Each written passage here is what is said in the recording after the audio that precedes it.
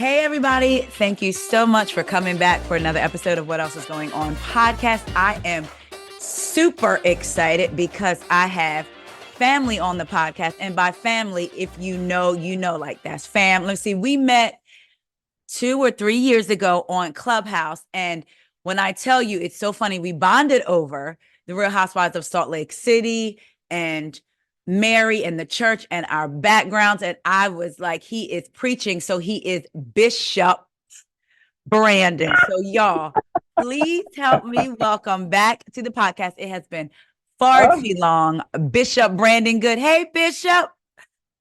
Listen, hello. It's been a while.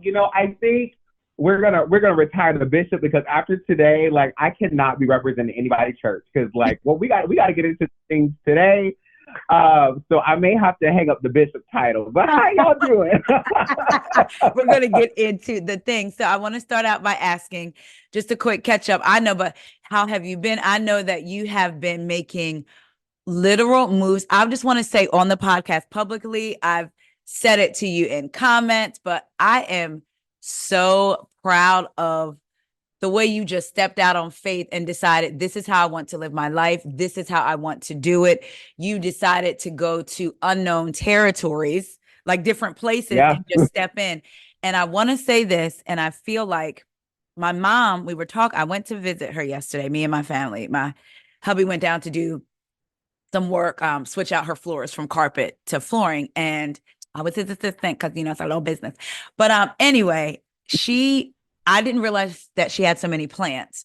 And I was like, wow, Mom, I like that vase. I like this. I like that. And she was talking about how there's a whole lot of her plants that started out very small in a small flower pot. So she assumed they were going to stay that size, but she decided to put them into a bigger flower pot and they blossomed to the size of the flower pot. And I want to say that reminds me of you. You stepped out on faith and have went to these bigger spaces and have just blossomed into someone who is truly an example of what stepping out on faith looks like. And if you want this for your life, this is what you need to do. And you continue to be elevated. So thank you so much for that. You're getting me. I was not prepared. I'm about to start crying. No, thank you, because that means a lot. And one thing about myself that I will always speak to is being transparent as possible. I feel there's always this misconception that happens when people quote unquote make it or quote unquote do the thing. And stepping out on faith is honestly what got me here. I literally applied to things on a whim. I knew my current situation wasn't fitting it anymore. And something that I've always had within me ever since I was younger. So for those listening, Taria, I'm giving this to you too. When you know you're destined and your purpose is greater, do not give up until you get to those places. And then even when you get to the next place, you take it in, you digest, you reflect of the journey that got you there and the challenges known and unknown to many people, because I've gone through so much in these last 2 years that I'm so surprised it didn't kill me. But what I will say is the Lord is my foundation, and through him I can do all things. And I am a living testament of that. And so I'm very aware that people see me. I'm very aware people know me. But one thing I always want people to know is that I'm real. And I go through problems too. I go through stress too. But what I've learned is there's so much more to life beyond those things. And if we have a good foundation and a good support group around you, you can make it. So for those that are listening right now, Taria, I'm saying too, if there is something around right now where you're like, I can't do this. I don't know how I'm gonna make it. I'm getting emotional saying it because I remember what those things feel like and what it felt like. But I remember my friends and just everyone pouring and loving on me. Like I remember opening up and talking to people about what I was going through.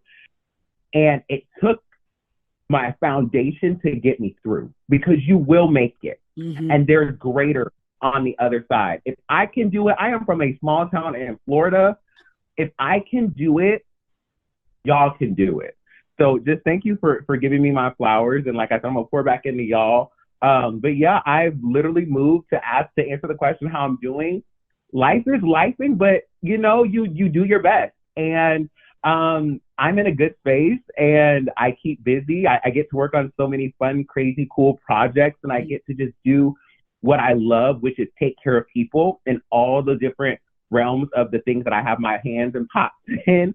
So I'm doing well. You know, the holidays are coming. You know, I Yes. have people coming out to the holidays with me. So I'm looking forward to that. But I'm good. Like by God's grace, I am good. Brandon good, to be exact. So, Listen, you know. I will say this. I need to cut back to something I said less than 5 minutes ago. Y'all, the message he gave us is why I call him Bishop Brandon,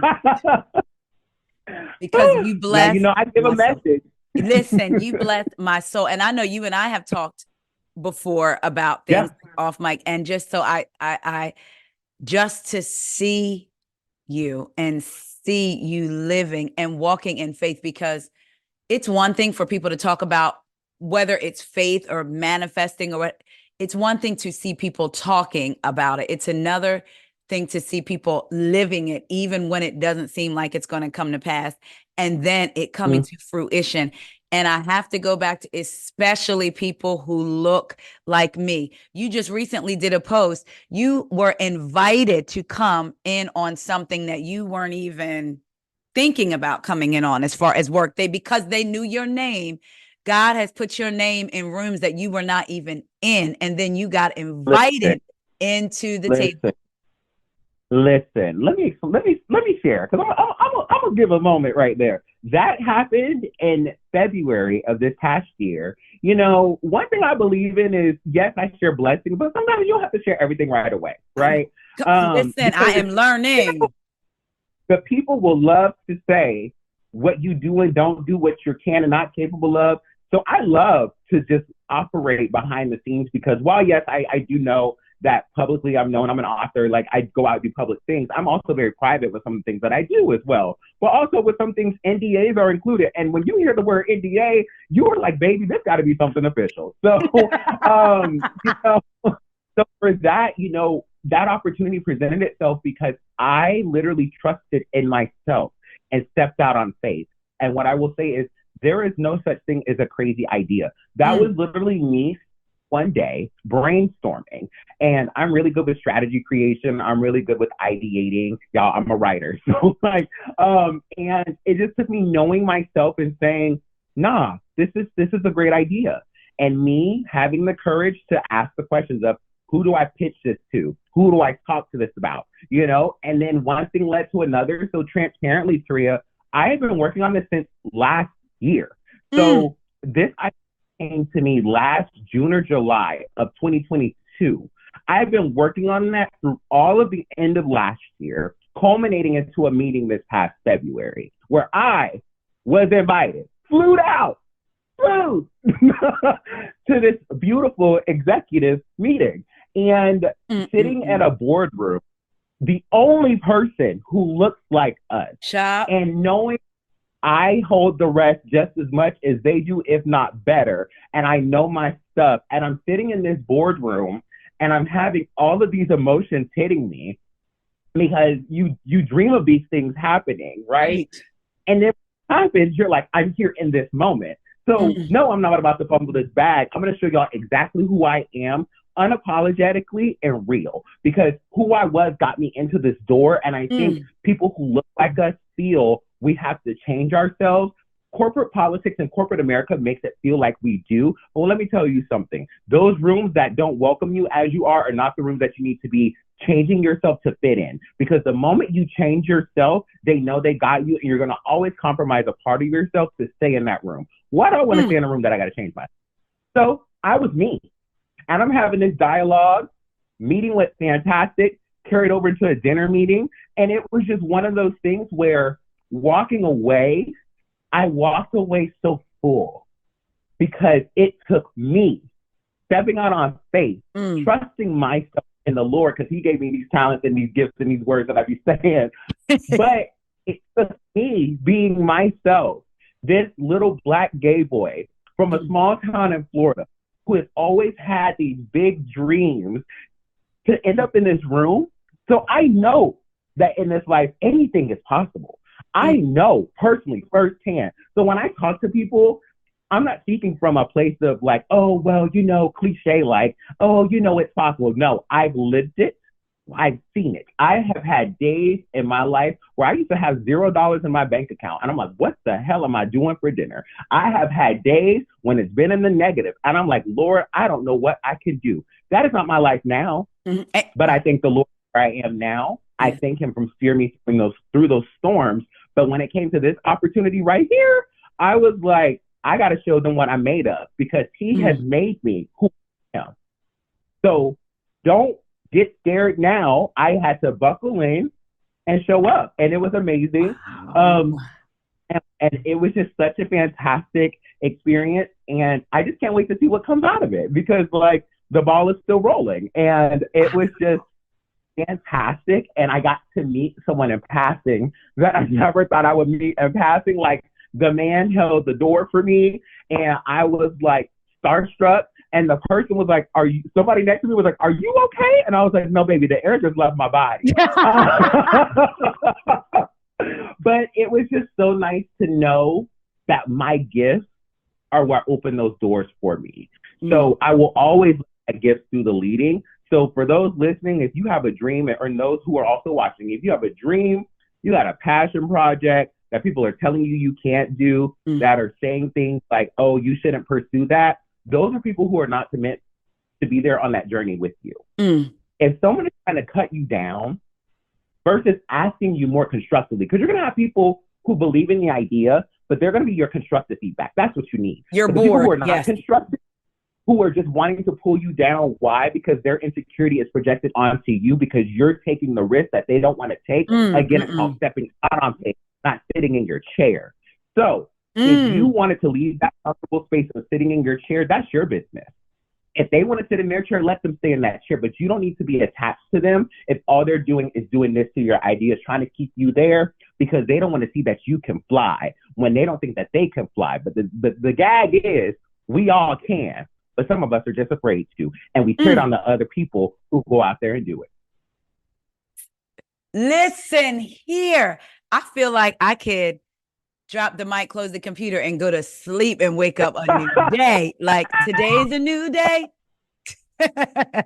And there is sunshine. Come on, Kurt. Amen. Like it's such a blessing to be able to do that. And you did it when you kept saying you showed up as you and who you are. The only person that gets the credit is who you believe in. No one can say, I did this for you. I made that phone call for you. I opened this door for you. Nobody but God and your gifts and your talents.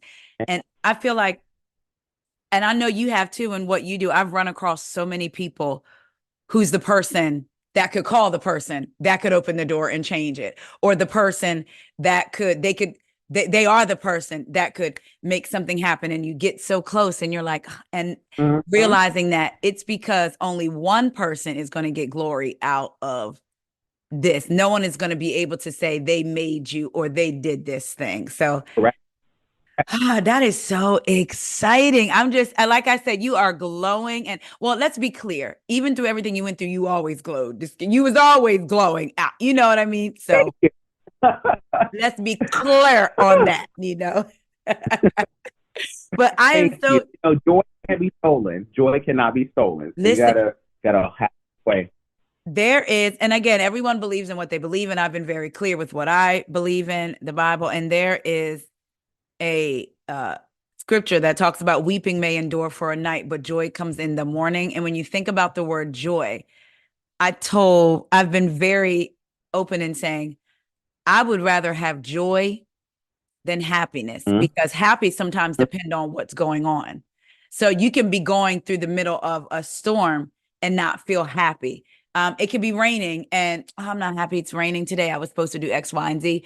But joy is what helps you stay grounded and stay focused and stay in a place of, I can get back to happy, because happy is fleeting, just like sad is fleeting, just like mad is fleeting. Right. When you have joy in your soul, you know that you can push through in anything that you've done. So I always think about that. Weeping may endure for a night, and it's okay. Some people get it twisted too. Well, whatever I believe in, whether it's God or this or that, I'm not supposed to feel emotions. Wrong. I get happy, I get Mm-mm. sad, I get mad, I'll be ready to fight. Sometimes I'll be ready, but I also, and I get down and feeling like, how am I going to get out of this? But to know that joy is definitely going to come is what continues to pull me through. Because once you've experienced the fullness of joy, you know, once you've had joy and what you live joy, you know, okay, I can get back there. So I appreciate Yep, you sharing your testimony. It just, absolutely. listen, don't get me. And I've been watching Kingdom Business on BET Plus too with Yolanda Adams, and they be having everybody from Kurt Franklin to Israel Houghton to Corinne Hawthorne. These are gospel singers, y'all come through. So not only am I getting my fill, but I'm also getting my praise on too. So then here you come giving a message, and I'm like, Amen. Amen.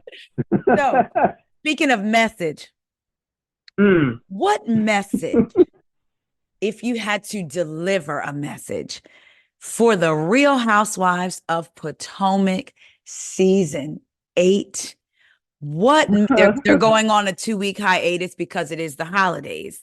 Because I saw some Yep. people thinking that it was going on hiatus for things to be re-edited, and I'm like, I think it's just a 2-week break. Uh-huh. What bishops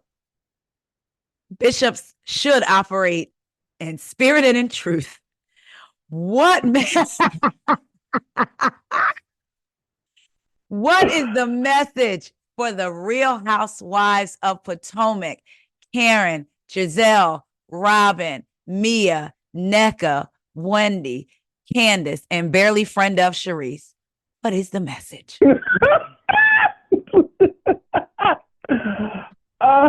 Okay, if I have to give them a message, Or their eulogy, whichever. I I want people to be authentic, and I want, excuse me, because I'm about to curse. I done gave y'all a message, but it's what I got to be real. I'm tired of the bullshit of the show. The reason, because I'm about to break it down. Some people out here may not like what I got to say. That is okay. Everybody can have their favorite. But what we're not going to do is pretend that certain things have not happened and that there are clear messages that are being sent by this show. So, the reason that we are where we are with Potomac is because of Giselle. Say it. What people don't understand is, yes, Giselle and Ashley operate similar. However, Ashley can still film with people. Giselle makes a big stink about it. And we see this. I even saw their picture, what was it, last night, that the group of them did gift exchange minus Candace, Wendy, and Karen. And I'm like, y'all would not be a part of the reboot if I were to cast it. Like, if we need to keep this show going, I would cut about half the dead weight. And honestly, that's the majority of the OGs at this point. Come on and say it. Giselle is protected by production. I'm going to say that allegedly. I can't, I'm not going to be allegedly, right? Because allegedly, we've heard now from multiple people about that breakdown she had at that reunion. Yep. We have yet to see it. After last season, I would have felt that what she said about Chris Bassett, production would have stepped in to kind of have a conversation, but it clearly feels that they've just poured more gasoline onto the fire. We watched a story last season evolve like a Pokemon to where it started as, I was uncomfortable, he's a sneaky link because she didn't her, he tried to slide into Ashley's quote unquote DM, then allegedly he had hit Deborah's butt or whatever. Like, the story kept shifting and changing to fit a narrative. No matter how now Robin and Giselle want to cut, dice, slice the cake, it comes off as y'all were doing it to deflect yet again from your real lives. So Robin breaking down, while I do feel bad when people go through things, sis, you got to ask yourself, what is my own accountability in this mess? Thank you. Love or hate Candace, multiple things can be true at the same time. Candace and Giselle have a problem because of what Giselle did. Candace and you were also friends. And to watch how Robin flip-flopped last season, you're having a conversation with Candace and Chris, but then you're going back to Giselle being like, yeah, Candace is overreacting. Pick a lane. People forget that. But the issue is this. Robin and Giselle can operate like this because of their proximity to whiteness. I don't care how many people don't like it. That colorism is a very real thing. The reason I feel this, I'm going to say it like this. I feel allegedly production uses Giselle to bring in white viewership. Because when you think about this show, And when you think about Atlanta Housewives, they had a white woman in season 1. Mm. We have not had a white cast member on Potomac. Let's be clear here. The viewership of Potomac did not start really coming in until after that fight in season 5. Say it. Say it. So, Say so it. everyone on Twitter who are piping up, I need y'all to go back to season 1, episode 1, and watch the train wreck that has always been Giselle primarily and Robin. Season 1, their gripe was coming at Katie and Ashley for being biracial women who were not identifying to their standards of blackness. Mm. But how are you, as a Black woman, telling someone who is biracial how to identify, but then are getting upset when people are calling a spade and speaking to colorism that is happening? We can't pick and choose when we want to have these conversations because it fits our narrative. So where Potomac is because of Giselle. Giselle is someone that I've interacted with in life before, where because there are people who are not Black who look at you as exotic, they look at you as unique, they look at you as, oh, you're not like the rest of them. We know what that means. We know what that carries. People look like us, know what that means. So you're used to saying and doing things and getting away with it because of how you look.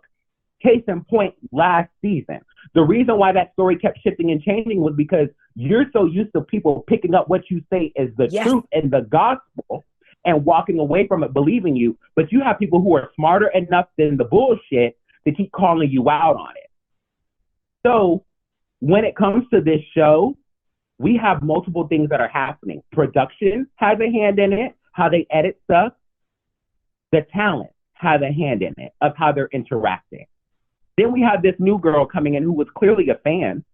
Now, love or hate Wendy, why are you all of a sudden coming in and gunning at Wendy? And to me, what Carlos King, I believe, has said has been true.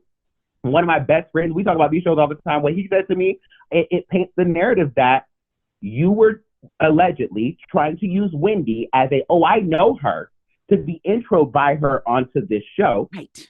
Then when Wendy clearly probably was like, no, I really don't. She probably didn't even say malicious. Wendy was probably approached by production, was given the girl name. Wendy probably was like, I really don't know her like that. So then production probably went back to NECA being like, well, when you reach out to Wendy, she says she knows you, but don't really know you like that. So then NECA immediately was like, oh. So then her other means, obviously, this is why I say allegedly production has a hand in the mess. We know that Candace and Wendy do not let up on Giselle and Robin. And allegedly, we already know that Giselle is the favorite. So you keep coming at the people that are coming at the truth behind the curtain. You know, the Wizard of Oz, he don't want to be seen. Listen, pay no attention to the man behind the curtain. That's what they want you to do.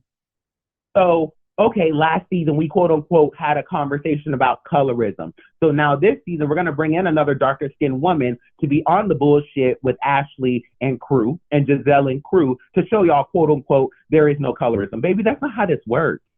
It's like people, and they like to that invalidates the argument. That like, we try, like, come on.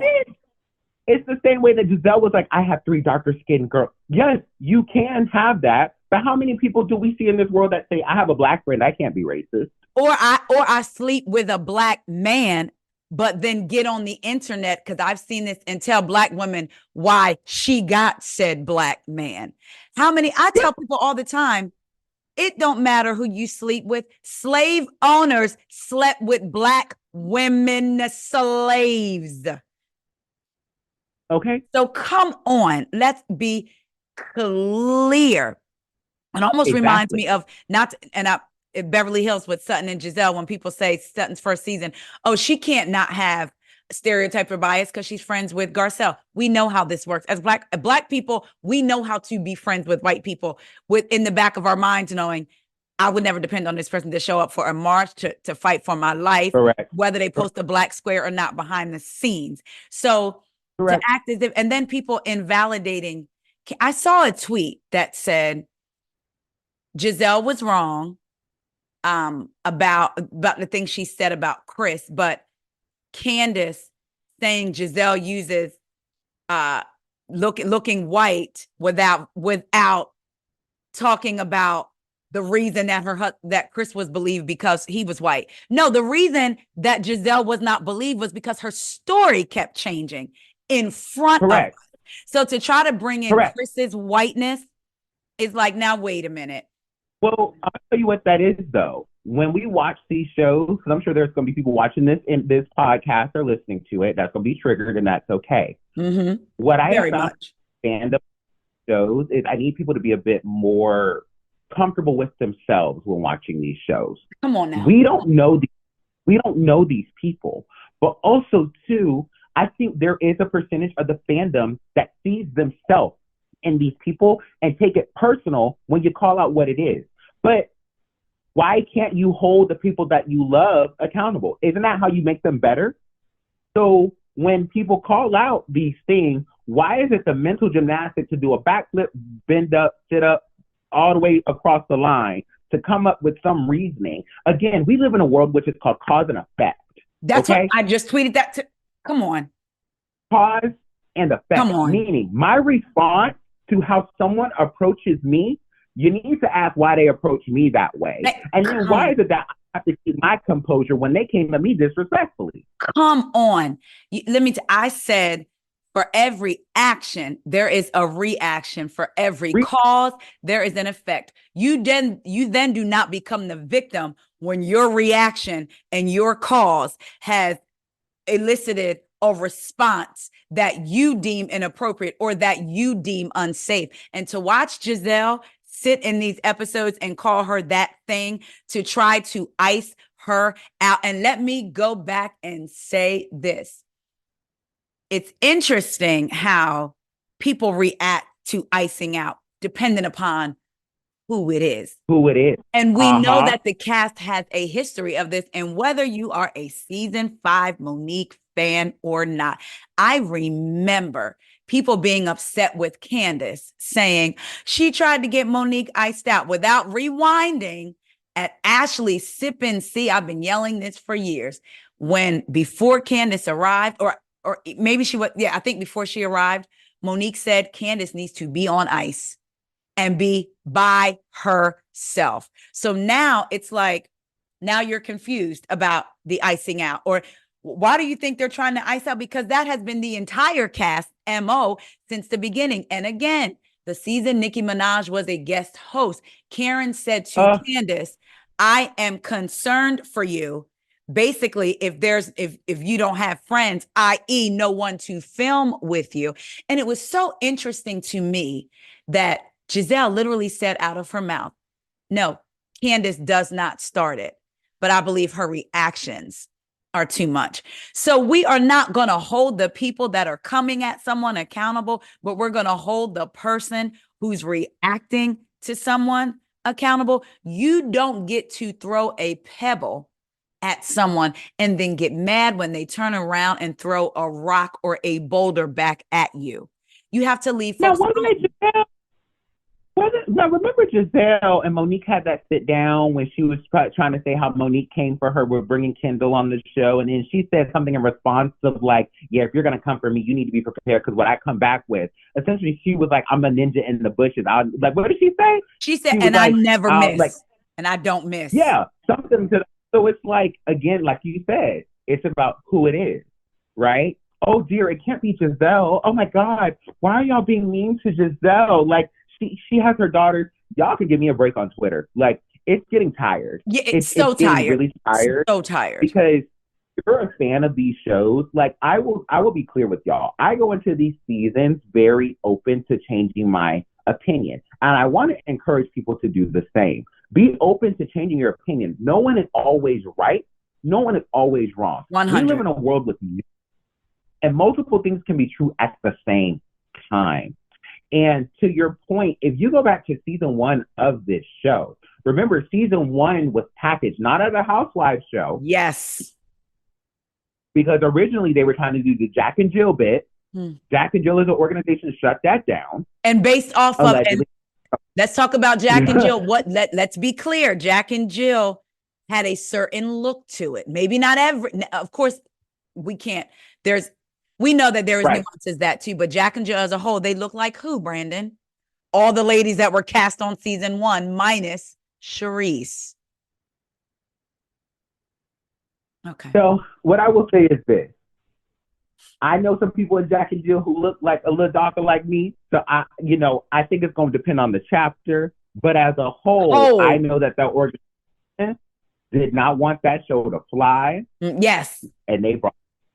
So with this show, we come in with these women, right? And we're hearing them talk about, oh, Giselle's moved back to Potomac, it's a chick parade, blah, blah, blah, blah, blah, blah, blah. From day one, they were trying to position Giselle as the star of this show. Yes. Right? Kind of think of Kyle, because you know how their taglines are the same. You know, word on the street. It is, down the street, you know, like very that. But I think what we see playing out over time, that's why I said allegedly production has a hand in this, is them trying to get her back to that center spot. Yes. Because when you really look at this show, again, I feel personally, now I can't tell y'all I heard this from an executive. I'm not going to tell y'all this. No, I'm going to tell you because I'm a very smart individual. Mm-hmm. When we look at shows like Real Housewives of Atlanta, Real Housewives of Potomac, Married to Medicine LA, hell, Family, Karma, Texicanas, whoever else. We know from communities of marginalized people that a lot of the white viewership is not there. It is not. So, from a strategy perspective, what do y'all think the conversations are behind closed doors of getting white viewership there? Like, let's be clear. For Potomac to be a Sunday show, that's an anchor show on a primetime night. Like, that is a big night. Yeah. To be an anchor, right? Yep. So how are you trying to get more people invested? Because remember, Real Housewives of DC only had one Black housewife. Sure did. It of DC. So let's think about this. Why do you think people consistently say this woman is protected on this show? When we have seen her after last season, that's why I said I was so shocked to see her carry on this narrative this season about the words that she said last season. Yes. Candace didn't pull this up out of thin air. We all saw it play out in real time. Yes. You had a conversation with this girl on the floor in that dance studio. Then beyond that, you're having every other type of conversation behind with these other people. Then you want to sit on that reunion stage as if half that shit did not come out of your mouth and that you somehow, some way wanted to stick because of who you are, right? But then where you contradicted yourself was your moral compass was on display because Miss Giselle, I had to hire security Bryant at season 5 reunion, tells Wendy she didn't stick up for her because she didn't like her. Now, y'all are sorors. You're sorority sisters. Say it. Isn't there a foundation? You don't like these women because they hold you accountable and they see through the mystique that your looks give you to pass that BS with other people. But not only that, they threaten that thing that you hold dear, which is being a star of this show. Candace and Wendy are married. Okay? Married. Now, that's not knocking who Giselle is as a person, but let's be clear. Real Housewives is what?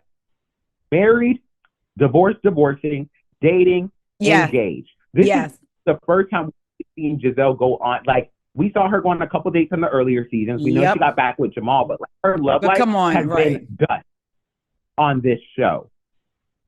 So you're now mad because there are people making you work for your check. And the antics that you pull, they're smart enough to play chess with you playing checkers. And you're mad because what you want to say goes. But like I said in that moment, when you made a big deal about how Black women need to be appearing on TV, Black women need to do whoop, the whoop, hiring security. But aren't you also a Black woman who then last season allegedly said all these things about this person? And when you were called to the carpet, you didn't apologize. But your stance on what you quote unquote stand is based off of who you like. Yes. And how they serve you. Because quiet as it's kept, from my perspective, the only reason why y'all hang out with Sharice is because Sharice is top dog. Sharice got money. And she got the girl on the show.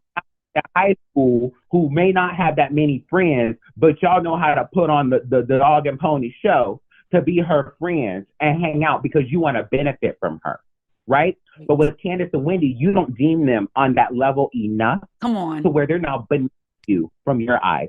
I know what I'm seeing. That's why I'm tired of people insulting my intelligence. Right. Like, call it what it is. Facts and feelings are not the same. But let's not sit here and act like we don't know what we're watching in real time because you at home are uncomfortable with coming to terms about how you play and enable some of this, maybe in your own life, beyond sitting behind Twitter as a Twitter warrior.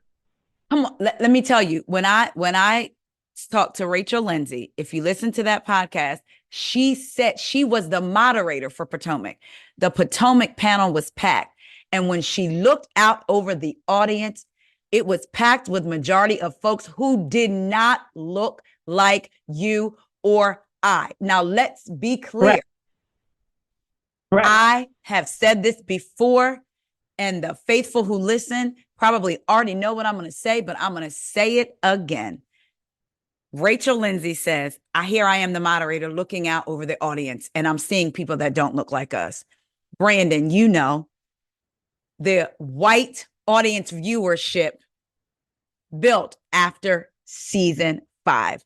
I've literally had non-Black people tell me when I brought up different things that Ashley has done in comparison to Candace, I just have forgotten the nasty things that Ashley has done because she's so cute.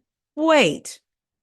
Then you have Giselle Bryant sitting on her podcast earlier this year with Carlos King saying the reason that she believes Potomac was successful because the world had not seen light-skinned, green-eyed bandits, Black women that look like them. So if y'all are dense enough to sit here and think that Giselle Bryant did not understand exactly what Candace was saying, let's look at Rugged Girls Trip. Portia and Giselle were on their way to breakfast, and Portia called her a white girl. Mm-hmm. If you don't think that Giselle Bryant didn't know exactly what Candace was saying, you are really being intentionally obtuse and dense. All of these different, and I truly believe, and again, it doesn't speak for all Black, all white, all, anybody else. However, white people and Black people watch Potomac differently. I have had conversations with people who don't look like me, and I say, some of the things that the Atlanta women who are more like my complexion and darker, your complexion and darker, right? They've said some of the worst things to each other. And I've heard people say, oh, well, because it's funny. I said, they've said some things that are worse than what if we're talking about in terms of, okay, Candace has said your mama, and this person has said this. Oh, well, Atlanta's funny. So if we're going by what makes us laugh, then you cannot castrate this other woman here because you don't like what she said. You can just say it's unfunny, not say she goes too far, because you don't think the Atlanta women who all look like each other, who none of them, let's be clear, would pass the paper bag test. Okay. You don't mind the way they go at each other. But when it comes to, you didn't mind Giselle talking about Sharice and a fireman, and Karen backed Giselle up saying it was true. You didn't mind Ashley talking about Sharice's saggy titties. You didn't mind Ashley talking about Katie's mental health, telling her to take care of the hole in between, stop thinking with the hole in her legs and not in her heart. You didn't mind all of that. You didn't mind a woman who was put out of her apartment by her husband being in another woman's house saying, this is your mama's house, who, interesting enough, now it's your man's name that's on the mortgage, even though your name is on the deed. But Candace's name was on the deed and the loan with her mom, because that's how you give your kids property at one of the ways at a young age. You didn't mind all of the things this fair-skinned woman said to these people. But then when Candace has a response, it is cause for her to be fired. I just think, like you said, people are truly either unwilling to, or it would then show their actual bias against some of these people. And let's be clear, I'm not saying you got to like Candace. I'm not saying you got to like Wendy. I'm not saying to dislike Giselle, but just like you said, I know what I'm watching. I know what I felt about Jenny from Real Housewives of Salt Lake City. Never had a conversation with her. We as Black folks know, we actually talked about it. And then look, we didn't talk about it in public, but some of us talked about it in circles, and then look what happened. So can't nobody tell me what I'm watching on Potomac is not, I'll say this, for me, it's very real. My feeling about it. Because like you said, fact and feeling are two different things. Well, and the thing is too, and I will wrap Potomac up with this. It's like the show, if people were real, we would be in a better space. Meaning Giselle would, if Giselle at least held herself accountable, being like, you know what? Yes, Candace, what I said, while I was uncomfortable, I took it too far for the sake of the show. Like, but she's not going to do that. And I feel that what's going to unfortunately happen is we're going to need a cast shakeup after this season, because when people try this game of we can't film with so-and-so, we're not going to film with icing them out, that only harms the show. Yes. Like, you're not hurting anybody but your, like, and that's when we get to Married to Medicine, that's the same thing there. You're harming your own show. Yeah. It is an ensemble production. Period. If y'all were a headliner, why couldn't you get a show by yourself? Come on. You're right about it. If Elle's grand return to Potomac was a big parade and you're all this, why couldn't you have a show by yourself with just you and your daughters? If you were that star, if you're that girl, as we say, why couldn't you? Because you're not that girl. So you're that girl who needs people, quote unquote, beneath you. And what Monique said was right. Robin took it wrong because Robin was projecting. What she said was right. Giselle is friends with people who she views as beneath her. That's not a reflection of you as a person, Robin. Yes. That is a reflection of Giselle. Because Giselle needs minions. Watching how this past episode, for Wendy and Robin to not be in a great space, but for her to tell Candace, y'all got to work on this. Like, yes. That shows her maturity. But then you have Giselle, opposite. That thing, that bitch. All, like, them words, it's because it's someone that she views as beneath her, yes, who's not doing what she wants to benefit her. So this show is getting to a very bad territory. I don't ever want to see this show get put on pause. I think consistently, just like Married to Medicine, they've been showing up. They work well as an ensemble. They need to get it together, stop being fake, and be real with your lives. Like this whole Robin and Juan stuff, Robin, if you had approached this show honestly, you would have more grace from these women.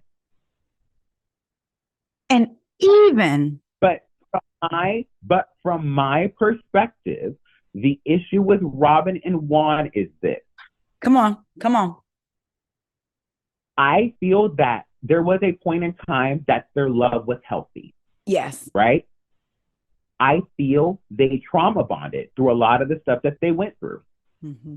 And Robin, from my perspective, I don't know the woman from a can of paint, but from my perspective, her identity is wrapped in their relationship. Yeah. They've been together for years.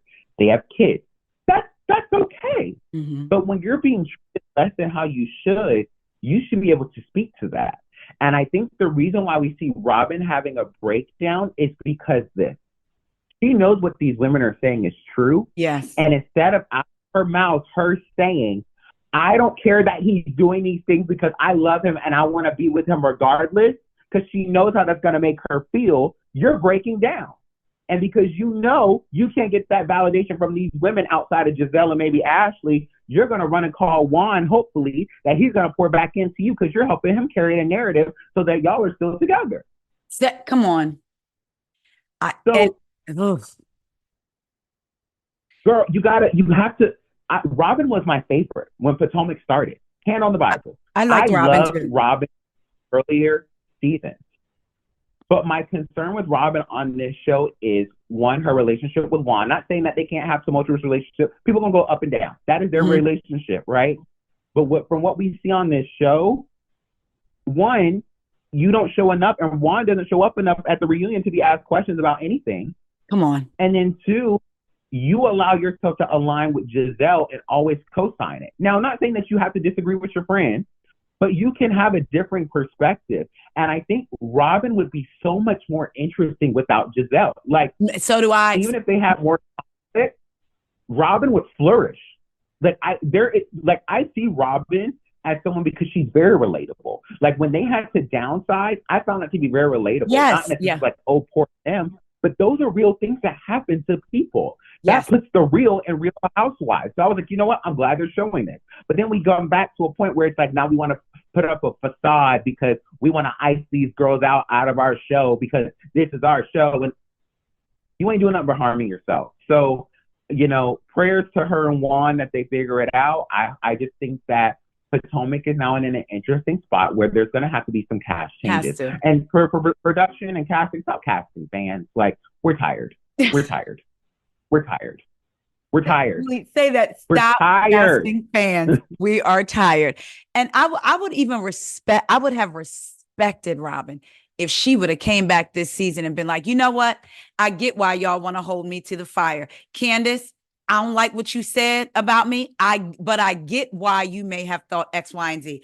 Because if I am not mistaken, Chris Bassett did an interview and said the DM that he responded to, or the story that he responded to, in the picture, it wasn't just Ashley and her friend. Robin was also in the picture. So if I was Candace, and yes, you started out the season having a conversation, unless it was cut out by production, why did you not say, Ashley, girl, stop? I was in that picture too. You think he was responding to me? So for you to know all of this, for you to say then, yes, Candace is taking it too far, you could have had a conversation with Candace and said, girl, I don't believe nothing that Giselle is saying. I think she's taking this too far, but listen, don't lose your head. I would have respected you having that conversation with her than going back to Giselle and saying, Candace is taking this too far. You can't tell someone how to take an action that was done to them. And that affected her family. For Giselle to sit up now and act as if, let's be clear, no, death threats are not okay, but they've all gotten death threats. They've all gotten it. And let's be clear, it wasn't 100% across the board that everybody believed Giselle. There were people that I saw on social media not believing Chris simply for their dislike of Candace. And it happened again when the woman came out and said she had an affair with Chris. What happened? Giselle and Robin got on their podcast. Immediately. See, we knew something else had to go. Then when the girl came out and said it was a lie, you heard something from them? Was there a retraction? Silent. Did they retract? So to me, Wendy, and no matter, even though sometimes, like her or not, yes, some of her moves are cringy. Yes, we know that they're not always telling the truth. None of them are 100% always telling the truth. However, for her to show grace to Robin and crying, and I said the way people are kind of discounting that conversation and what Wendy was saying when Robin tried to make herself the victim. People are out here talking about people's husbands are out here talking about us. And Wendy said, my husband has not said anything about y'all. And she knows what it's like for her husband to be maligned. Y'all tried to use a rumor about her husband to get at Wendy and talk. If you thought Wendy changed because she had her body done, that's one thing. Y'all could have had that conversation. But to try to because you wanted to bring a rumor into the show, and that's another thing. Potomac has become a show where rumors abound, and that has been from Giselle. She could constantly bring it. But it's interesting how they brought Kendall, which I didn't agree with. I can be honest and say, because I liked Giselle and Robin.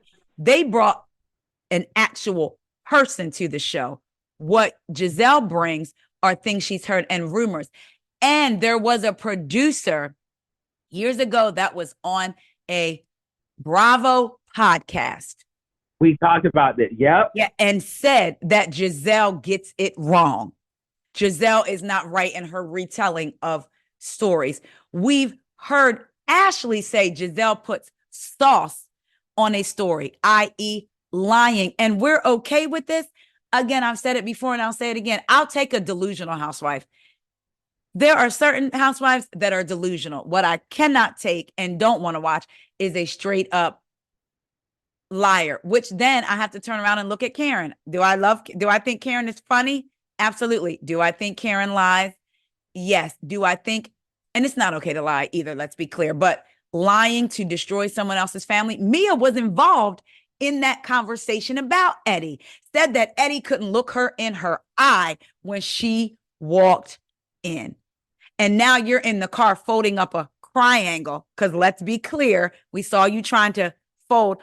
People are saying Candace had her triangle on the ready. We're watching Mia in the car fold up a triangle. So it's so obvious to me what is going on. Again, you don't have to like one set of women and dislike the other to see, like, dang, because I can even objectively say, Candace, come on. We know Robin. You know why Robin is upset with you because you're doing these interviews. But also, I will say this. Candace is thinking about the good of the show, right? If she is, she can also say, Giselle has done podcast interviews that I've listened to in the past say, I can't stand Karen. I hate Karen. They've both talked about each other, but then they've been able to what? Film together and come to a resolve. So I believe in Candace's mind. She thought, yes, I'm out here saying these things, saying my feelings about Robin, my friend, but we'll be able to move forward and come to a resolve.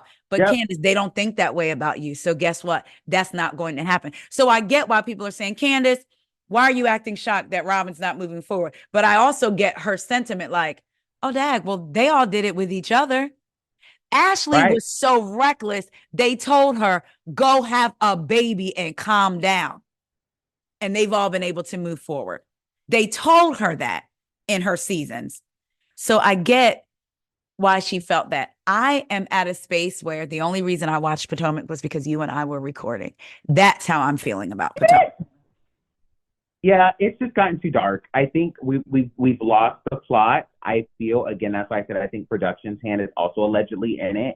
I feel like even with Ashley's confessionals, where she seems to know very, very much information about Nigerian culture, but then didn't clock that Giselle had a head wrap. I was like, this is how I know there's a clear agenda. Because you literally misplanted a seed and then was like, oh, I mistold it to Wendy. No, girl, you were the one who was prying NECA. Then you turn around and tell Wendy. Because y'all saw there was already camaraderie. Wendy's sticking up her at the table like, girl, tell them how to properly pronounce your name. Like, but then you see NECA kind of like, well, no, they're American. So it's like, wait a minute.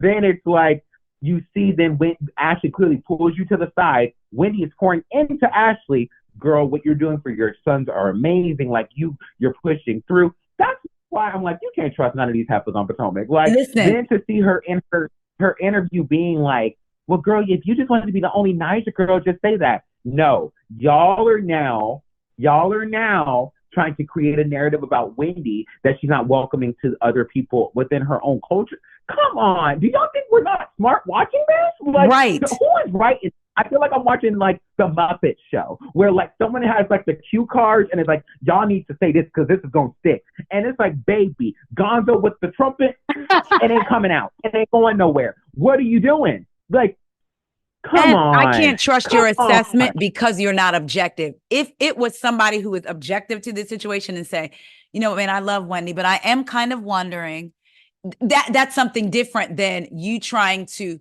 put out this narrative. You're not having a conversation like, what's going on? Or to what is it because Wendy, you want to be the only Nigerian? But also people are forgetting. If production is saying, we want you to bring this person on the show, if I'm going to bring somebody on, it's certainly going to be a friend that I actually know, that I know will have my back.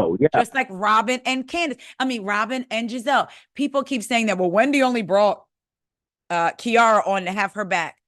When they all went on vacation, was it season 5 or season 6? And Robin said something to Giselle about Jamal. And then Giselle had a conversation with Robin, like, I would appreciate if you don't do that in front of the group. So let's be clear, who doesn't want an ally on their side? And the last thing I'll say about is Robin.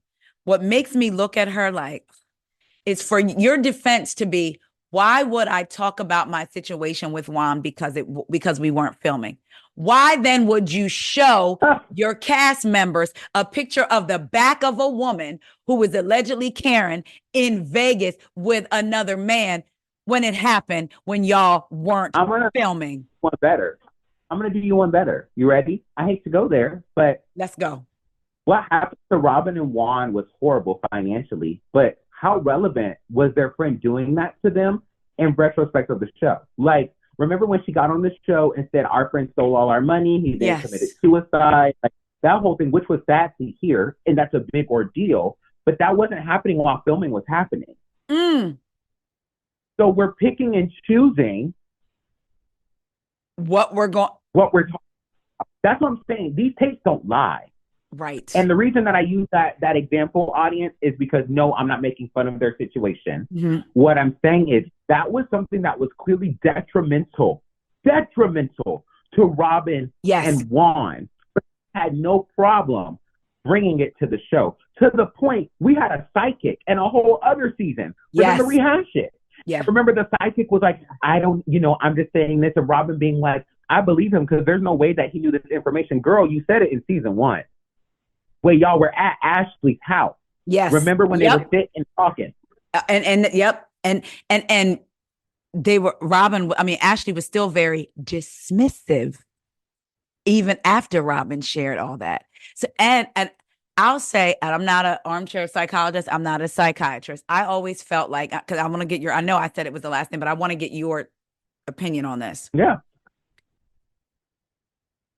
When that situation happened, Robin was clear that Juan did not want to invest. She did it anyway. Mm-hmm. They lost the money.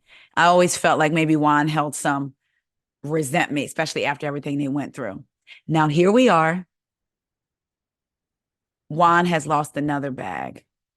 And I don't believe that Robin being on the show and it being spotlighted, because I do believe if Robin wasn't on this show and Juan was coaching, it would have been in the regular papers. It wasn't on the news. It wasn't on Baltimore news. It wasn't on, because I live in Baltimore. It was not on, but you being on the show spotlights Rob Starr of RHOP's husband, I do believe there is a part of him that it's almost like, wow, the same thing is happening again. Even though she did say they paid him out his entire 15 months, but it could still feel to him like, here you are in the epicenter of something again and losing money. I mean, this is how I view that, because I've always kind of also felt when it came to them losing money initially, because again, I forget how long before that took place before filming started, but I had always felt that was why at the time Robin tolerated Juan's antics in a sense of like, he still do what he wanted to do because I messed up. So not in as a means of like get back, but like, I made a great mistake. How dare I now hold him accountable because he's doing, yes, that 100. Dynamic. So I'm right there with you. When it comes to her speaking out about what was going on, legalities and legal is such an interesting, sticky space.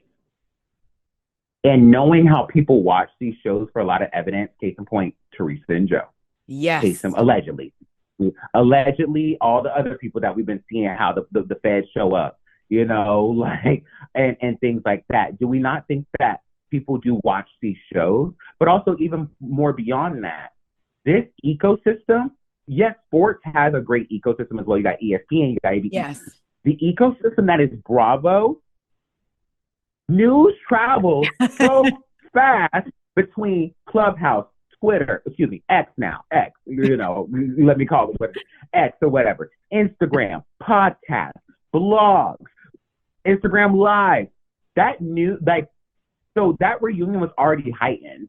I could see, looking at that, Juan could probably be in, like, that's why he probably went off on her on the phone too while it was sensitive. He probably was kind of at a point where it's like, shut the F up talking about this. Like, yeah, like, what else do you want from me, Robin? Yes, like, yes.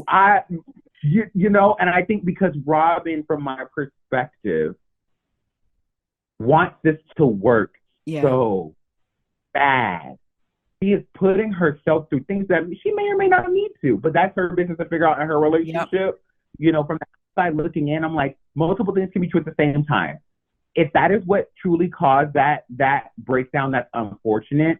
But also, I can also say Robin was trying to defend him, that she always has done, which to her, she loves him. Yeah. So She was just out to what she knew, whether it was right or wrong. That's neither here nor there for me. But for her, watching her, I see this woman who clearly wants love from this man. Right. And knowing that the wedding, was a little delayed and like whatever, like multiple things I think are happening to where I do think Juan probably does feel a certain type of way as it relates to this show and how Robin speaks about things on this show. We've seen it multiple times when he talks to the producer in the closet, when, how he blew up on her on the phone. Yep. So yeah, I do think outside looking in, there's probably a little bit of that underlying tension as it relates to finances, because again, do I think Robin and Juan could sustain their household off of her salary alone? I don't know that because I can't count their pockets. But watching how these reactions are. Yeah. Yes. Yes. And her saying, they paid him out for the 15 months. Hopefully he finds a job in 15 months. It's like, okay, yeah, that was, and it was a big deal when he got the job. It was a big, so yeah, at the end of the day, there's been very few castmates on any of these shows that I look at and just really don't want to look at on my screen. But I will say with Potomac, outside of who you like and who you don't, I do truly believe that Giselle is hindering the cast from moving forward. Again, if you could have Wendy, Robin pulled out her phone and recorded her and basically told her it was her fault that she was assaulted by Mia. If you can see her show grace, honestly, even if it was just for the show, if you could see her show grace, and it reminds me of Miami, how they're all able to move forward. Mm-hmm. And that's what we want to see. We're not looking for y'all to do or rhythmless TikTok dances together, the whole cast. Not looking for that. But we are looking to see y'all move forward. And for us not watching someone try to literally ice somebody out by refusing to say their name and calling them that thing or that thing. I'm not looking for that. So I do hope that they are moving forward. My mom sent me a text and said, I'm done watching Housewives of Potomac. Told you, it ain't something in the water, baby. It's the show. So speaking of Sunday nights and what we're watching, icing out, let's get into Married to the Medicine. There has been a lot of discourse. For those of y'all that are not watching, you're missing out because Brandon shaking his head, and it's a mixture of disgust and discouragement and disappointment. Like, what is happening? So there's been a lot of discourse online, okay, about whether or not Quad brought this on herself, whether or not it's retribution for what happened with Mariah, whether or not these ladies are just being mean girls, and whether or not production is having these ladies do their dirty work unknowingly, or production is having these ladies do their dirty work knowingly. Lots of theories out there. I want to know how you feel about it and all the things with Married to Medicine. And I want to know if you by chance watched the live that Dr. Heavenly and Carlos just did that had my butt in a chokehold for the entire 30 or 40 minutes, because the back and forth on that live about this, I was like, wow, just the whole reality TV ether and the passionate discussions is like, wow. Because these things reality life can reflect real life, right? So just watching all of this and just looking again at someone being iced out, and even for me, someone who has not been the biggest Quad fan, still being able to recognize, wow, she has points. They may have points. It could have been different. So how do you feel? Married to Medicine is going to be its own undoing. They have been solid. And I feel like this antic backfired greatly. I've watched day one. Me too. Twitter again. If y'all have not watched from day one, I don't want to hear it.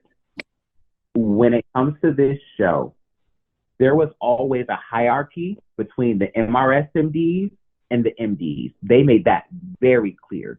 Jackie and Simone made that very clear coming into this show. Season 1, episode 1, Toya immediately comes for Quad. So I'm gonna let y'all know that right there. Because remember, Quad's wedding got delayed because of what was going on. Toya nor Carrie did not like Quad. Why? My thoughts are going to tell me because of what Mariah was saying, because they didn't really know her like that. But Mariah was spilling her tea to the crew, right? So, Married to Medicine from day one, you can kind of see how this show operates in a sense of the doctors versus the wives. Now, season 2, we had the introduction of Heavenly into the crew officially. But she was around season 1. Yes. Case in point, if you go back to the fight episode, you see her there. Yep. So when I watched what happened between the last 2 weeks of the show, when I heard about the casting for this season of the show, when I remember what happened with the breaking up of Quad and Gregory on that stage of the reunion, I'm going to even take it back. When Quad and Gregory revealed that Gregory had gone back to a hotel room with a woman, that was the same reunion that Simone and Cecil almost divorced when everybody was begging them to stay.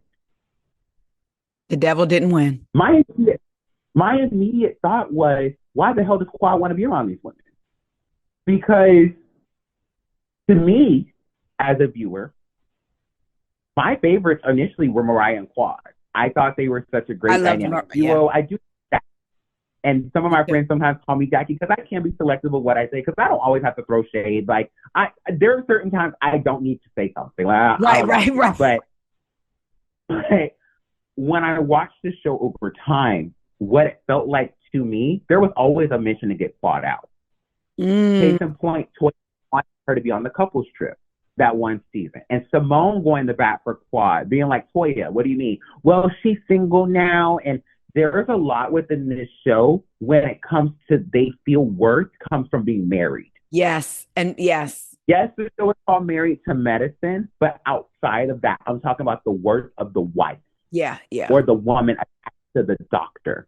They don't view Quad on their level. Very true. And even with Toya, who has moved from house to house, place to place on this show, I'm not making up stuff, we see it on the show.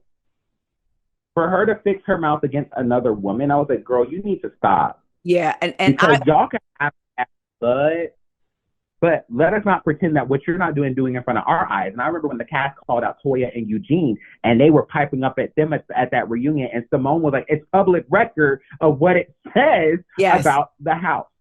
How do we not forget all that here? Yeah. So what it feels like to me, in order for this season to work, because let's be clear, you can't have Gregory and Sweet Tea on the show without Quad. Why? Because it doesn't work.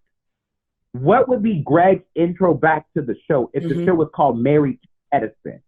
We focus on the women healthcare providers and practitioners. Right. Wives of doctors. How would Greg come back? So you're going to bring in Sweet Tea, but what would be organic for Sweet Tea to come back if she slid into knowing him by DM? It's not like y'all were hanging out with this girl. Right. It's not like still hanging out with y'all actively. Even if he was, how does that still make that show work? Because bringing her in without Quad removes conflict. Okay, they're back. Right. And that removes the conflict. Right. So, which Dr. Heavenly says that's why she brought Quad. Sorry to interrupt. Dr. Heavenly said that's why she brought Quad back to keep her. But then now she's not going to be there. It's backfiring. This is what I'm telling you. It's clear that there was a plan. And that's why now Heavenly is spinning on social media. Because I saw her days before the episode premiered on Sunday being like, I saw the episode, Quad, I'm so sorry. That was so, girl. But now you're piping up against Carlos King because he also is a producer and knows how things work behind the scenes and knows y'all as people and calling y'all on y'all stuff. But you're getting mad because we can see through what y'all are doing. Just like what I said for Potomac, I'm going to say here. You are going to harm your show. You are an ensemble. Who cares that the girl is single? Who cares if she wants to be dramatic? Y'all show without conflict. While I don't appreciate the salacious conflict that comes on Housewives, yes, I can't appreciate organic friendship conflict on this show. a great conflict to carry the show forward was, what about this season y'all just be rebuilding with Quad? Remember when Nene had to rebuild all her friendships? Yes. But because it Kenya didn't work too. for y'all, y'all recognize that Quad as a single woman has more star power than y'all as a collective. I'm not saying that is shade. I'm saying that because when you see Quad outside of Married to Medicine, viewers watching, listening, Saria, you too, who are the people on this cast that you know can pull off the top of your head who has branched off beyond the show and they have kept it going? I can tell you the few. Yeah. You're Jackie, right. because Bravo, she does her books under Bravo. Yes, she She has does. that skincare line as well that she has. And a And she was just with podcast she Kamala Harris. did. Yep. Yeah. Dr. Yeah. Heavenly just opened the hair store and the weed store, which is great. Like, do your thing, girl. Yes. Like, but that's recent. Yeah. Yeah. Toya the Wine thing is recent. Yeah. Why? We saw Picture Perfect Pup. I think whatever it was called for the doggy clothing line. Yeah. Yes. Remember, regardless of how we felt about it, there were some investors there, child. Then when you have Quad, BCBG, which that's became their right. ambassador, that stuff. That's right. Then you have Sister Circle. So this is a woman showing. And to me, what this gives is the conflict. I'm going to take you over to Miami for a second. Okay. The conflict between Alexa, Marisol, and Nicole. The reason they have an issue with her is because for people who come from marginalized backgrounds, you have some people who are going to tell you the ways to win in this world, you need to marry, girl. You need to marry. But you have some of us who don't have that upbringing of, you got to go get your bag. So on Miami, you see Nicole, who's the hustler, who works and does the damn thing. And you see Alexia and Marisol, who've married. Now, not saying that Marisol had to have her businesses and stuff like that, but let's be clear of how they do their work and others' work based off of their social status with or without a partner. Right. Come back over to Married to Medicine. It's the same thing. You're not a doctor. You need to be a doctor's wife. And if you're going to be a doctor's wife, they used to dog Toya for being dumb. Yes, they did. Yes, they did. Yes, they did. So for this show, what it gives is, after Anila and Contessa left, I think there were probably some mixed feelings of like how the crew was going to move forward. Granted, what happened last season. And for the people that are saying, well, Quad said she robbed, let's be clear where the rumor came from. The rumor came from Carrie Wells, allegedly, and Carrie and Toya used to be tight. Very tight. Why is it that, again, not saying, I'm going to flash back to Atlanta, when Phaedra ran Portia the rumor, if these are people's friends, you don't think that people sometimes believe what people are going to say about people because they know this person? As far-fetched as it is, right? What was the coincidence of you getting that piece of information and then that happening? I'm not saying it's right or wrong, but too many coincidences make people think like, well, damn, now wait a minute. So if we're going to say that, let's go back. So, right, when Quad and Gregory talked about the abuse that happened within their household. Yes. And they sat there and heard it. And Mariah, Toya, and Simone, and Jackie, I'm going to throw to Jackie too. Yeah. Y'all all kind of get half-assed, well, Jackie, what'd you think? Well, I'm glad that they're able to be friends. Girl. Right. I don't want my ex to go back and be, I don't want my friends to go back to their ex who's been abusive to be friends with them. Are you crazy? Right. Then Toya and Simone and Mariah, well, we can't really say, no, you can. And then for Andy Cohen to have to say, no, he said that. Well, did he really say he hit? He said it. Right. So now we want to play semantics because, again, it goes back to our point, is based off of who people like. Yep. There's a good Netflix show. It's a documentary. I think it's called like 1 in 100 or 1 versus 100, where basically they do different social experiments. And there is one based off of, it's called like how attracted we are to people, or how attractive people are, and how we judge them based off of certain things. So for example, like for the case, someone who they would deem quote unquote socially unattractive against someone quote unquote socially attractive. And they kind of gave 2 different rooms, 2 different pictures, but the same mock case. And one room rated the person who was more attractive, less time and less sentencing, and the person they deemed less attractive, more time and sentencing. So these rules tend to shift when it's based off of our like and dislike. Yeah. I am someone who y'all will always hear me say, I am a fan of fairness. When it came to Nene, being too high on her horse, I called it Yes. out. When it Yep. comes to anybody on stuff, you have to call it out. I don't believe in enabling toxic and bad behavior for the sake Yeah. of what people liking, because when that role is reversed and that treatment is done to me, I'm gonna want someone to call it out. It's gonna because you So can when end up in that same seat. so when it comes to Married to Medicine, whether you like Quad or not, I don't think that she's the only one who needs to accept accountability here. And I think those women, if y'all didn't want to be around her, why invite her on the trip? Then don't backpedal. Oh, well, she wasn't really invited. No, she works on the show with y'all. Y'all don't think she got a call sheet? Y'all don't think she was told that she had to fly out there? Y'all think that girl just spent her money to fly out there to come see y'all and Napa to turn around? Come on. Do y'all think Yeah. we don't know how these shows work? That's not why Heavenly is barking more than she's biting, because we're smarter than the narrative y'all are feeding us. Like, this is Yeah, not she is. child's play. Yeah. Yeah.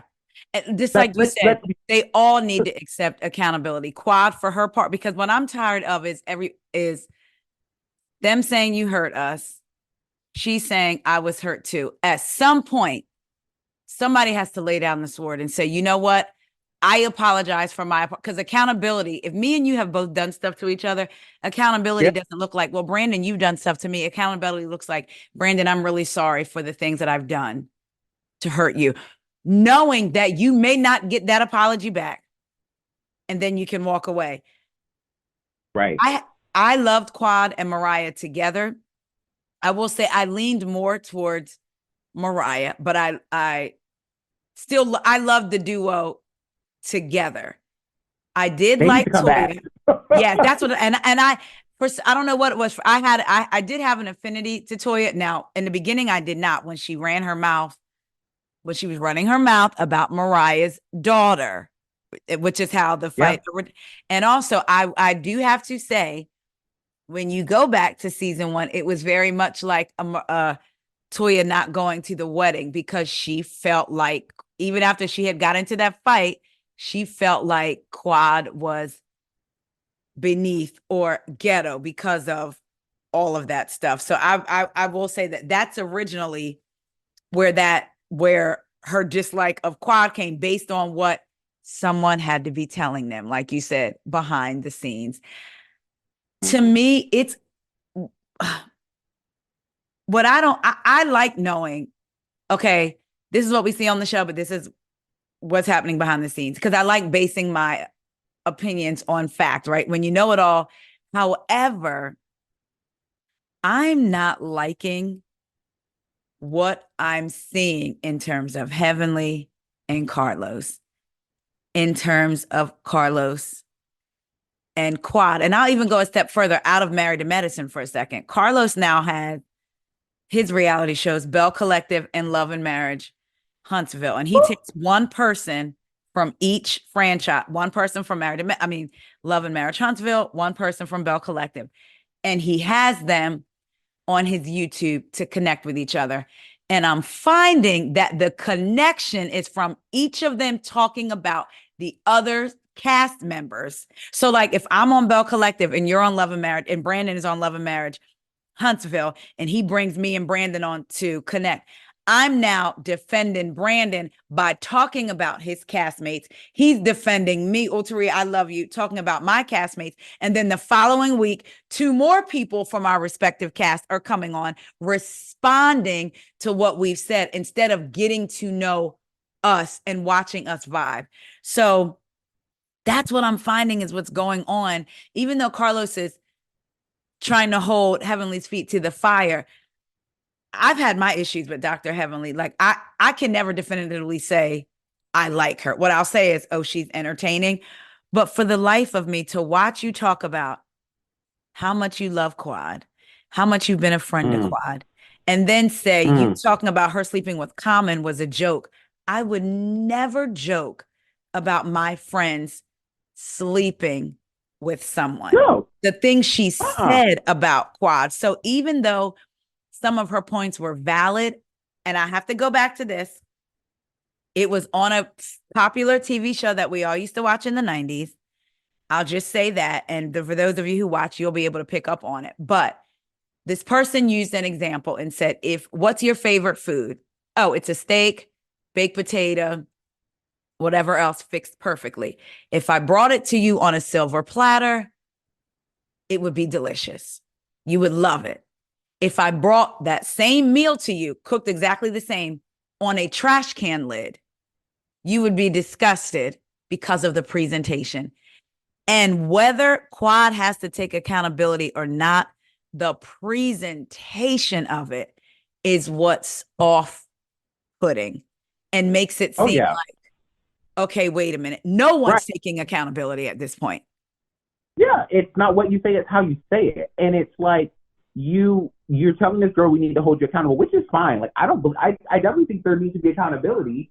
But how they went about it, it's like, y'all mean to tell me y'all were trying to humble her. Like, and that's why I'm saying it's backfiring, because it feels more there was an agenda. Like, well, she thinks she's better than us. We need to knock her down just a little bit. And then from here, because again, let's be clear, who's going to be opening up in front of the new wife of their ex-husband?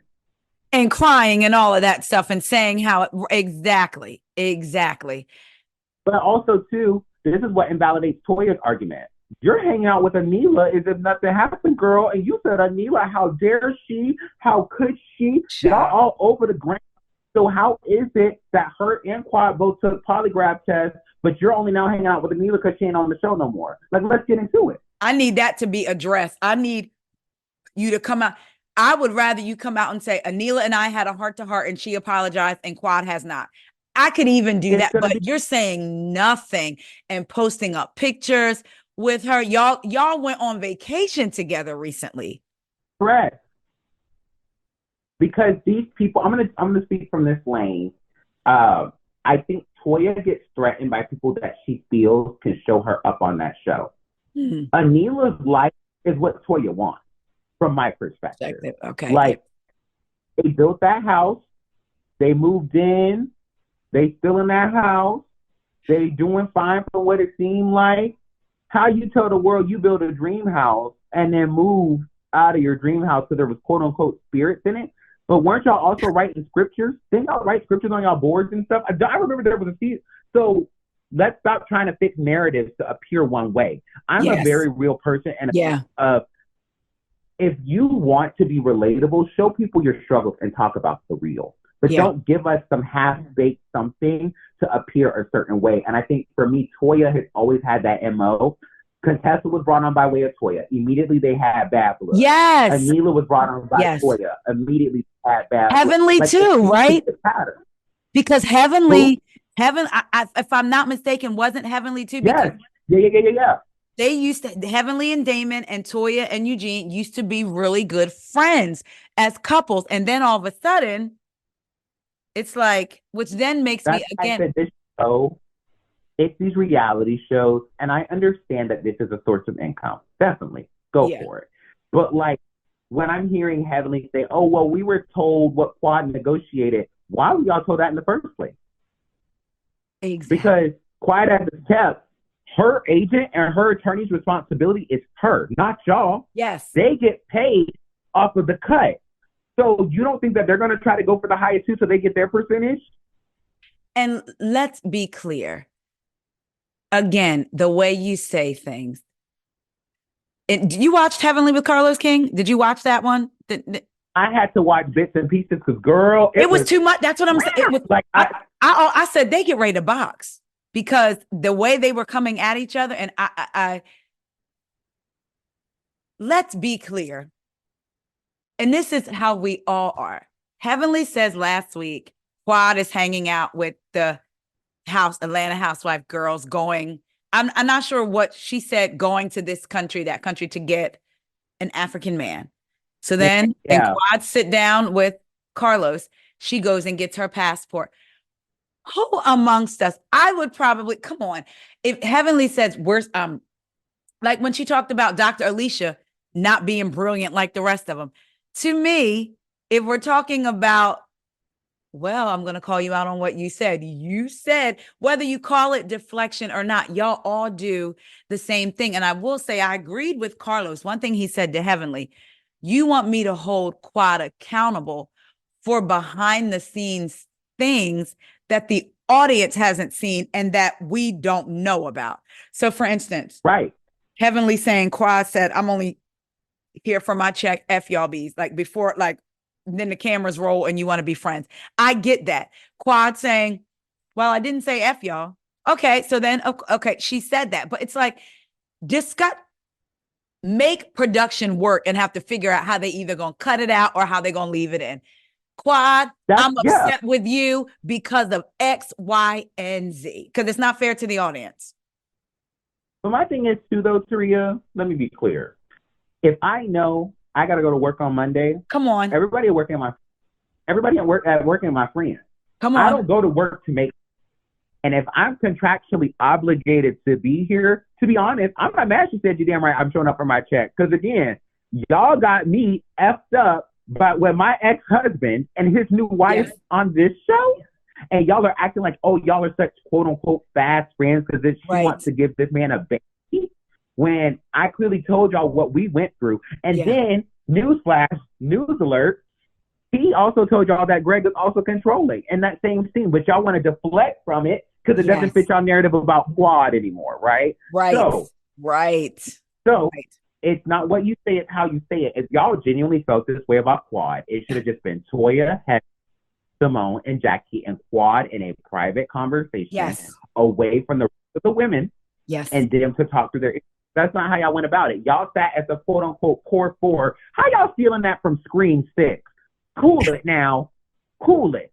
How y'all feeling that from that movie? Core 4, when originally, actually, Heavenly, you're not Core 4. You're not. You're technically Candy. You're season 2. You're not an OG. Say it. Say it. On the show.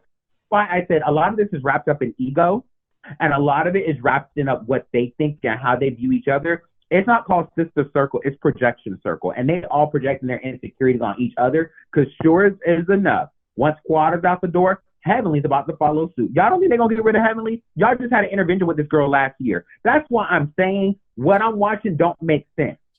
Y'all just had an intervention with Heavenly last season about her YouTube. She ain't stopped. She's still been talking about y'all. I've seen it. And let me tell you, I said when people are saying, oh, this is Quad's karma. No, what it is for me is Quad didn't lead the charge, but yes, she participated in the voting of Mariah. Now she's in the seat. What makes you think one of y'all is not going to be in that seat next season? So you need to stop it and just say, okay, look, this is what it is. So to me, it's like, because let's not put all of that on Quad. They decided to choose. It's sort of like Giselle choosing to back Candace because she didn't like Monique. They chose to back Quad because even Simone is like, we took your side, little girl, you know, and that's another thing.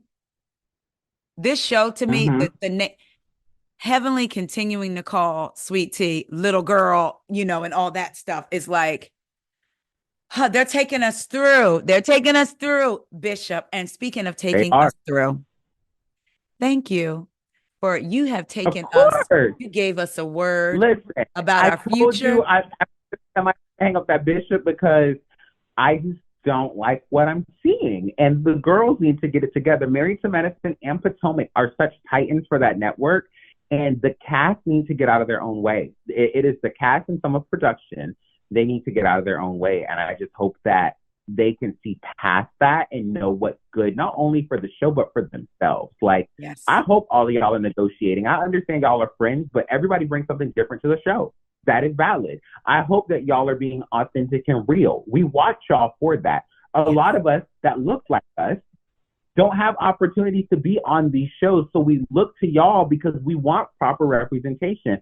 But don't be giving us what y'all giving us. Like, I'm not having it. But, you know, I had to take us through Taria. So I thank you so much for having me because these women going to have me to have a holiday drink. Like, I just cannot. Like, just some spirit is what I need. You know, what's a Christmas Carol? You're going to be visited by 3 ghosts. How about 3 spirits? How about Hennessy White? How about my Hennessy White? Give me a little Jack. How about, you know, a little rosé? Those are 3 different that can come and visit me. You have covered them all. All right. Well, can you please let us know where everyone can find you? Absolutely. On Instagram at b.goode. The E is silent. No relation to Megan Good. And then I am at BrandonGoodWrites.com. That's Brandon Good with the Writes.com. I understand because sometimes people get it confused. They're like, oh, y'all black. Yeah, we're black, but that don't mean, with the same last name. Right. But no, BrandonGoodWrites.com. You can see me, see all of my past podcasts with like Sharia and other people, buy my book. So that's where I'm at. Guys, y'all heard it. Brandon will be back way sooner rather than later. Oh, thank y'all. Oh, yeah. Because we got a lot more to touch on. We got to get to Beverly Hills and the Miamis and the things. So Brandon will definitely be back. Y'all support Brandon. Thank y'all so much for listening, and we will talk to y'all later. Bye. See y'all.